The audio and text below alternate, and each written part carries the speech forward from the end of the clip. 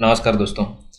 यह हमारा शायद महेंद्र कर्मा विश्वविद्यालय बस्तर 2024-25 के प्रथम वर्ष या प्रथम सेमेस्टर से संबंधित एडमिशन को लेकर सेकंड वीडियो बना रहे हैं। ठीक है, पहले वीडियो में हम बात किए हैं कि एडमिशन के डेट के बारे में। ठीक है, कौन सी डेट पे क्या क्या प्रोसेस ये होने वाले हैं। इस वीडियो में हम बात करने वाले हैं कि ऑनलाइन आवेदन की पूरी प्रक्रिया के बारे में डिटेल से इस वीडियो में बात करने वाले हैं। ठीक है, तो चलते हैं। ठीक है, मैं इससे पहले यहाँ पे नोटिफिकेशन ओपन करके रखा हूँ, आप यहाँ पे देख सकते हैं। ठीक है, हम पहला वीडियो में हम इसकी पूरी डेट के बारे में पूरी डिटेल से बताएं। ठीक है, यदि आपने देखें या फिर जानना चाहते हैं तो आप हमारे पहला वीडियो में देख सकते हैं। ठीक है, इस वीडियो में हम बात करने वाले हैं ऑनलाइन प्रवेश प्रक्रिया आवेदक छात्र छात्राओं के एंतु निर्देशन। ठीक है, ऊपर हेडिंग में आप देख सकते हैं, यहाँ पे लिखा हुआ है। ठीक है, ऑनलाइन प्रवेश प्रक्रिया के निर्देशन। ठीक है, यहाँ 1.1 में दिया है फर्स्ट बिंदु या फिर फर्स्ट नंबर में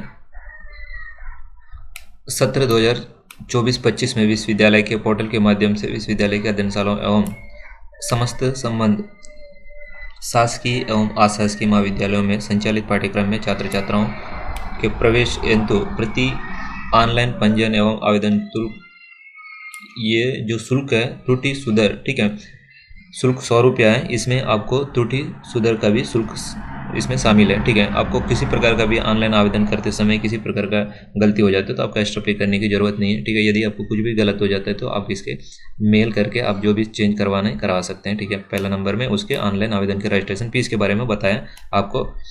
प्रति एक पाठ्यक्रम के लिए जो भी रजिस्ट्रेशन करते हैं तो आपको 100 रुपया का फीस पेमेंट करना होता है। ठीक है, दूसरे बिंदु में बोला है कि ऑनलाइन शुल्क भुगतान नहीं तो बैंक द्वारा लिए जाने वाले चार्ज। ठीक है, इसमें कई प्रकार का मतलब पेमेंट मोड होता है। ठीक है, net banking, credit card, debit card, UPI, QR code, जो भी है जीएसटी वगैरह जो भी लगता है। ठीक है, आपको 100 रुपया विश्वविद्यालय को पेमेंट करना ही पड़ेगा। ठीक है, और जो एक्स्ट्रा चार्ज लग रहा है आपको अलग से देना पड़ेगा, जो भी बैंक का चार्ज है। ठीक है, जीएसटी वगैरह जो भी पेमेंट मोड में होता है तो चार्ज लगता है आजकल फॉर्म भरने में। ठीक है, उसके बाद 1.3 में दिया है कि किसी एक पाठ्यक्रम जैसे भी प्रथम सेमेस्टर में प्रवेश हेतु एक बार ऑनलाइन पंजीयन। ठीक है, आवेदन शुल्क का भुगतान कर एक से अधिक महाविद्यालय जहां आवेदक छात्र छात्रा द्वारा चयन किया गया पाठ्यक्रम विषय समूह सम्मिलित हो। ठीक है, यदि आप मान के चल कोई संख्या ले रहे हैं जैसे बी है। ठीक है, इसमें ये बता रहा है कि कोई भी पाठ्यक्रम में आप एडमिशन लेना चाहते हैं तो आप एक से अधिक कॉलेज में एक बार आवेदन शुल्क, ठीक है, पेमेंट करके आप एक से अधिक कॉलेज को या फिर महाविद्यालय का चयन कर सकते हैं या फिर महाविद्यालय के आप आवेदन फॉर्म भर सकते हैं। ठीक है, सेलेक्ट कर सकते हैं। ठीक है, उसके बाद नेक्स्ट दिया है 1.4 में यदि महाविद्यालय द्वारा किसी एक पाठ्यक्रम जैसे बीए प्रथम सेमेस्टर के अंतर्गत एक से अधिक विषय समूह का निर्धारण किए गए तो आवेदक छात्र छात्रा जिस विषय समूह के विषयों का अध्ययन करना चाहते हैं तो उस विषय समूह का अध्ययन कर सकते हैं। ठीक है, जैसे आप बीए हैं। ठीक है, बीए में भी बहुत सारे ग्रुप होते हैं। मान के चलो आप फर्स्ट सेमेस्टर में आप बीए संख्या के और फर्स्ट सेमेस्टर में एडमिशन लेने वाले हैं। तो ठीक है, तो इसमें आप उस संख्या के जो मेन सब्जेक्ट 3 होते हैं तो उसमें आप कई प्रकार के ग्रुप होते हैं। ठीक है, आप चेंज कर सकते हैं, जैसे सोशियोलॉजी हो, पॉलिटिकल साइंस हो गया, इकोनॉमी हो गया, उसमें हिस्ट्री आता है। ठीक है, इस प्रकार के 5-6 मेन सब्जेक्ट होता है, उसमें से आपको 3 मेन सब्जेक्ट चॉइस करना होता है। तो आप उसमें ग्रुप वाइज आपको बटे रहेगा जब आप ऑनलाइन करेंगे तो। ठीक है, तो उसमें आपको जो भी सब्जेक्ट या जो भी ग्रुप का एडमिशन लेना है तो आप उसको सेलेक्ट कर सकते हैं। ये मल्टीपल रहेगा। ठीक है, आप एक ही मतलब कॉलेज में मल्टीपल ग्रुप को चॉइस कर सकते हैं। ठीक है, एक से एक 2 ग्रुप दिया रहेगा तो आपको जो जो ग्रुप में एडमिशन लेना है तो ले सकते हैं।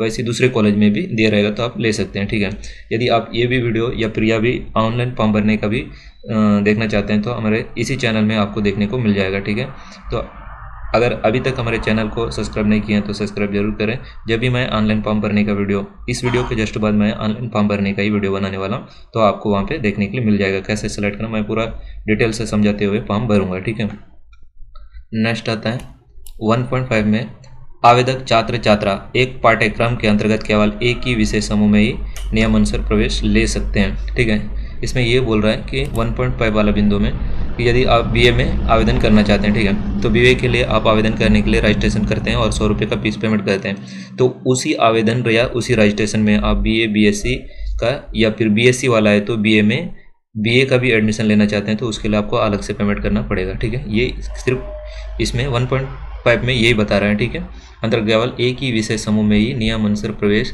ले सकते हैं, एक से अधिक पाठ्यक्रम। ठीक है, मतलब दूसरे पाठ्यक्रम जैसे बीएससी वाला बीए में अगर जाता है उसको बीएससी में भी एडमिशन लेना और बीए में है तो आपको अलग अलग रजिस्ट्रेशन करना पड़ेगा। ठीक है, यहाँ स्पष्ट दिया हुआ। एक ही पाठ्यक्रम के अंतर्गत एक से अधिक विषय समूह में प्रवेश मान्य नहीं होगा। ठीक है, इसमें भी वही बोल रहा है, पृथक पाठ्यक्रम के लिए पृथक। ठीक है, अब अलग अलग पाठ्यक्रम के लिए अलग अलग ऑनलाइन करना पड़ेगा और इसमें शुल्क भी करना पड़ेगा। ठीक है, रजिस्ट्रेशन कर रहे हैं तो इसको फीस पेमेंट करना ही होगा। ठीक है, तो 1.5 में दिया है, प्रवेश हेतु ऑनलाइन पंजीयन एवं आवेदन करने तथा शुल्क भुगतान करेंगे तथा ऑनलाइन आवेदन करने के पश्चात आवेदन भुगतान की गई शुल्क रसीद। ठीक है, ये तो हर कोई निकाल ही लेता है। ठीक है, जब भी आप पेमेंट करते हैं तो उसका रिसिप्ट प्रिंट कर ही लेते हैं। ठीक है, 1.8 में दिया समस्त अनिवार्य दस्तावेज जैसे कक्षा 10वीं 12वीं स्नातक। ठीक है, यदि पोस्ट ग्रेजुएशन या फिर स्नातकोत्तर में एडमिशन ले रहे हैं तो आपको स्नातक का भी सर्टिफिकेट या फिर डॉक्यूमेंट्स जमा करना होगा। ठीक है, ये 10वीं 12वीं, अगर आप फर्स्ट ईयर में ले रहे हैं तो आप 10वीं 12वीं लगेगा और पोस्ट ग्रेजुएशन में तो स्नातक के सर्टिफिकेट लगेगा। प्रति जमा करना अनिवार्य है। संबंधित बोर्ड मंडल विश्वविद्यालय द्वारा अनुसूची जारी नहीं किया।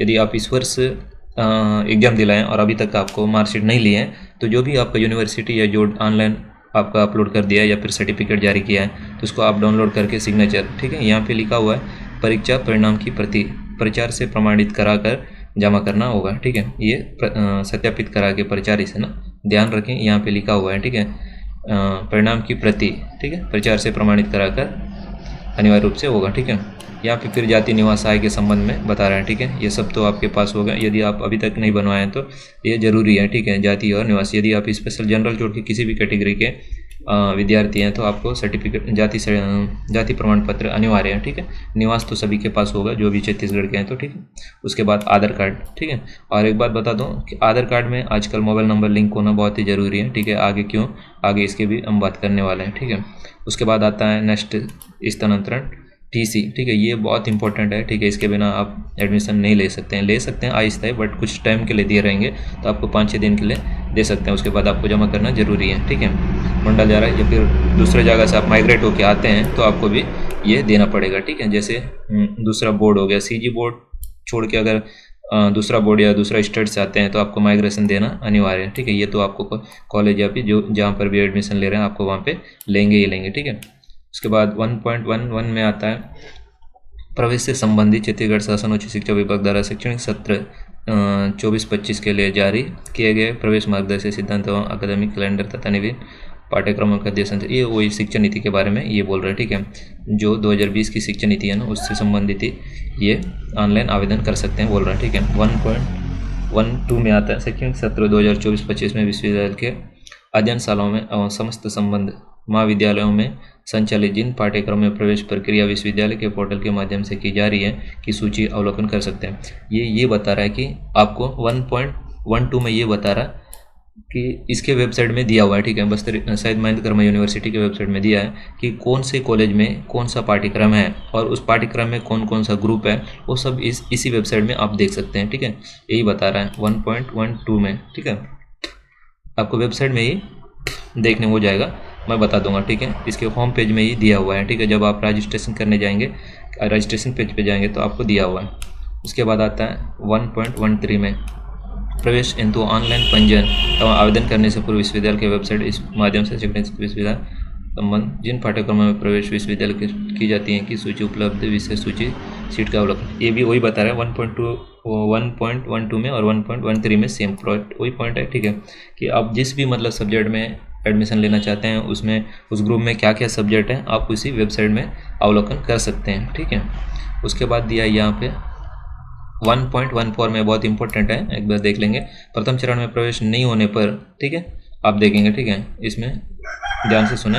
प्रथम चरण में प्रवेश नहीं होने पर आवेदक अपने यूजर आईडी एवं पासवर्ड के माध्यम से लॉगिन कर विषय समूह एवं महाविद्यालय परिवर्तन कर आगामी चरण का प्रवेश प्रक्रिया में सम्मिलित हो सकते हैं। ठीक है, इसका मतलब ये नहीं है कि यदि आपको फर्स्ट राउंड या फिर फर्स्ट चरण में एडमिशन नहीं मिलता है तो आप फर्स्ट राउंड में जो भी मतलब रजिस्ट्रेशन किए हैं उसका रजिस्ट्रेशन यूजर आईडी, ठीक है, और पासवर्ड, उसी से आप लॉगिन करके फिर से आपका कॉलेज चेंज करके या फिर सब्जेक्ट संख्या चेंज करके पाठ्यक्रम चेंज करके दूसरे कॉलेज के लिए भी अप्लाई कर सकते हैं। आपको यहाँ पे कोई भी मतलब नया रजिस्ट्रेशन करने की ज़रूरत नहीं है और ना ही शुल्क पेमेंट करने की ज़रूरत होगी। ठीक है, यहाँ पे साफ लिखा हुआ है 1.14 में ना। ठीक है, ध्यान देंगे। ठीक है, उसके बाद नेक्स्ट आता है यहाँ पे। ठीक, अगर इतना आपको ये है सिर्फ आप मतलब किसी दूसरे कैफे से आप रजिस्ट्रेशन कराते हैं तो ये सब आपकी नॉलेज होना चाहिए, ठीक है। उसके बाद जो खुद से ऑनलाइन करना चाहते हैं तो उसके लिए ये इंपॉर्टेंट जरूरी है, ठीक है। यहाँ लिखा है सेकंड पेज पे ऑनलाइन पंजीयन एवं आवेदन करने की प्रक्रिया, ठीक है। ये मेन चीज़ है, ठीक है। आवेदन करने का जो ऑनलाइन हम लोग फॉर्म भरते हैं उसमें क्या स्टेप बाय स्टेप बताया, ठीक है। आपको सबसे पहले कहाँ जाना है, उसके बाद क्या में जाना है, फिर क्या करना है, ठीक है। स्टेप बाय स्टेप ये बताया। तो सबसे पहले हम यहाँ देखेंगे 2.1 में आवेदक, ठीक है। मैं जो बोल रहा था कि आधार कार्ड में मोबाइल नंबर लिंक होना जरूरी है। क्यों होना जरूरी है, इसी में इस बिंदु के लिए वो बहुत ज़रूरी है, ठीक है। 2.1 के लिए आवेदक एकेडमिक बैंक ऑफ क्रेडिट के वेबसाइट, ठीक है, ये है abc.gov.in। इस वेबसाइट में आपको ABC ID बनाना होता है या फिर डिजी लॉकर में भी ABC ID बनाना होता है, ठीक है। उसमें आपका आधार कार्ड से मोबाइल नंबर जब तक लिंक नहीं होगा आपका ABC ID नहीं बनेगा, क्योंकि आपका आधार OTP से आधार कार्ड के OTP से ही सत्यापन जब होगा तभी आपका जनरेट होता है ABC ID, ठीक है। एकेडमिक बैंक ऑफ क्रेडिट बोलते हैं इसको, ठीक है। तो उसके बाद आता है दूसरा नंबर 2.2 में ABC ID संबंधित पेज का प्रिंट आउट संभाल कर रखें। महाविद्यालय में प्रवेश के समय ABC ID संबंधित पेज का प्रिंट आउट को महाविद्यालय में जमा करना अनिवार्य होता है, ठीक है। ये पेज तो जमा करना अनिवार्य होता ही है, और जब ऑनलाइन आवेदन करते हैं तब भी वहाँ पे ABC ID 12 या 13 नंबर का होता है, ठीक है। 11-12 नंबर का होता है, उसमें वहाँ ABC ID जब तक नहीं डालेंगे तब तक आवेदन फॉर्म आगे नहीं बढ़ने वाला, ठीक है। यदि अभी तक आप भी आधार कार्ड में मोबाइल नंबर लिंक नहीं कराएं तो करवा लीजिए, उसके बिना आप फॉर्म नहीं भर सकते हैं, ठीक है। नेक्स्ट आता है 2.3 में विश्वविद्यालय की वेबसाइट, ठीक है। ये आपको रजिस्ट्रेशन करने का मेन वेबसाइट है, आप ये सर्च करेंगे, ठीक है। उसके बाद फिर जाएंगे, जब ये पेज खुलेगा तो वहाँ सामने आपको दिखेगा एडमिशन, ठीक है। उसके बाद ऑनलाइन एडमिशन, ठीक है, पूरा स्टेप बाय स्टेप दिया हुआ है, ठीक है। उसके बाद UG में जाएंगे, यदि आप फर्स्ट ईयर प्रथम सेमेस्टर के लिए कर रहे हैं तो UG में जाएंगे, ठीक है। तो उसके बाद स्टूडेंट लॉगिन, उसके बाद यदि आपका पहले से रजिस्ट्रेशन किए हुए हैं तो आप लॉगिन पे जाएंगे, ठीक है। फर्स्ट ईयर के छोड़ के सेकंड ईयर के हैं तो आप लॉगिन पे जाएंगे, ठीक है। इसका पूरा डिटेल में दिया हुआ है नीचे, आप देखेंगे कैसे लॉगिन करेंगे, क्योंकि इस सर नया वेबसाइट ही चेंज हो गया है, इसलिए इसको पूरा रूपरेखा चेंज हुआ है, ठीक है। नया रजिस्ट्रेशन, फिर क्रिएट नया अकाउंट, फिर क्लिक, ये सब दिया हुआ है। इस प्रकार से आप स्टेप बाय स्टेप देंगे, ठीक है।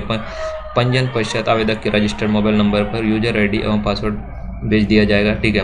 जैसे स्टूडेंट में लॉगिन क्लिक कर पुनः लॉगिन करेंगे, ठीक है। व्यू प्रोफाइल पे क्लिक करके पर्सनल डिटेल, यहाँ से फॉर्म भरना स्टार्ट हो जाता है स्टेप बाय स्टेप, ठीक है। सेव एंड नेक्स्ट बटन पे क्लिक करेंगे, उसके बाद क्वालिफिकेशन का डिटेल भरेंगे, जो भी आपका मतलब अभी तक का पढ़ाई हुआ है उसका डिटेल इस बिंदु में, ठीक है। उसके बाद नीचे ऐड करेंगे, उसके बाद प्रीवियस में, ठीक है।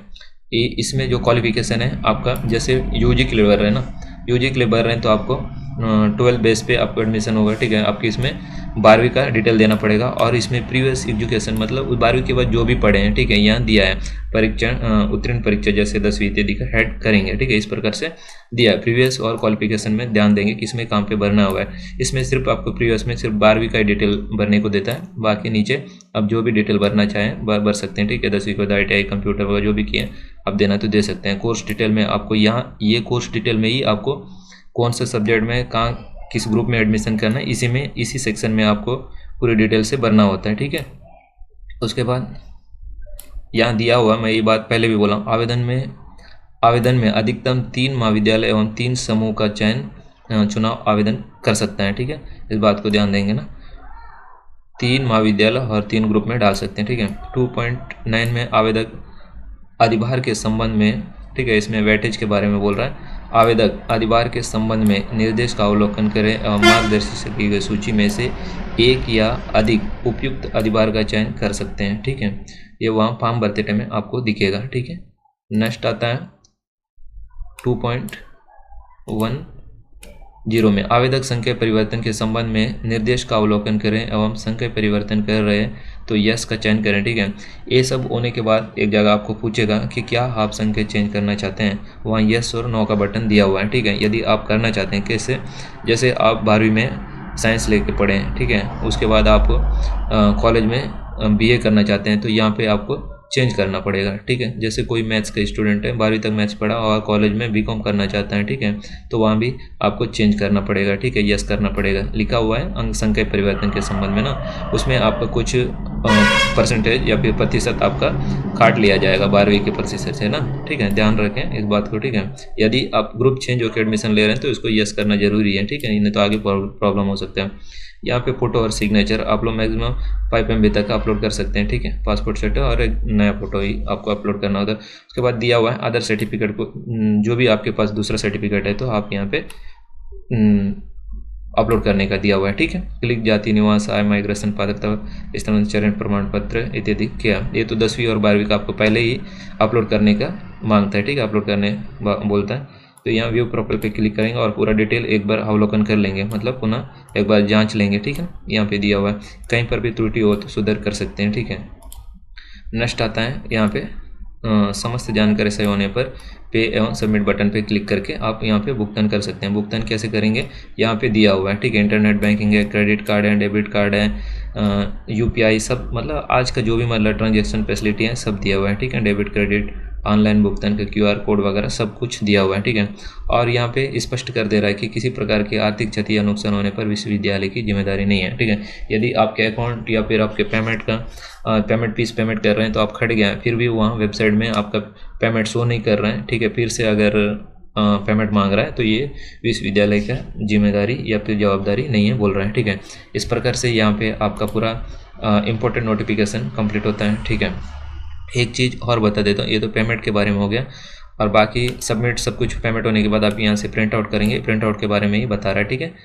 तो जब आपका सेलेक्ट हो जाता है तो आपके समस्त यहाँ पे दिया हुआ है कि जो भी है प्रमाण पत्र, आप जितना भी मतलब प्रमाण पत्र का जानकारी दिए हैं फॉर्म भरते टाइम, वो सब आपको कॉलेज में वेरिफिकेशन होने के बाद जमा करते हैं, ठीक। वेरिफिकेशन करके जमा होगा, ठीक है, पूरा ओरिजिनल डॉक्यूमेंट्स के साथ पूरा सत्यापन करेंगे और जमा होगा, ठीक है।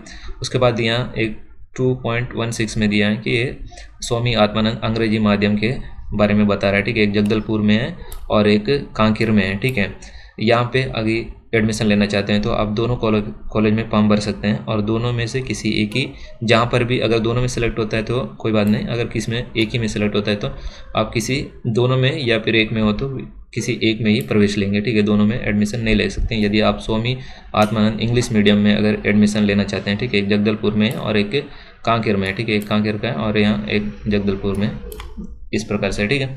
तो नेक्स्ट आता है ये सब, यहाँ पर अपना स्टूडेंट से संबंधित पूरा इंपॉर्टेंट नोटिफिकेशन समाप्त होता है। बाकी ये है कॉलेज के प्राचार्य या फिर वहाँ के जो भी प्रोफेसर हैं उनके लिए नोटिफिकेशन है, ठीक है।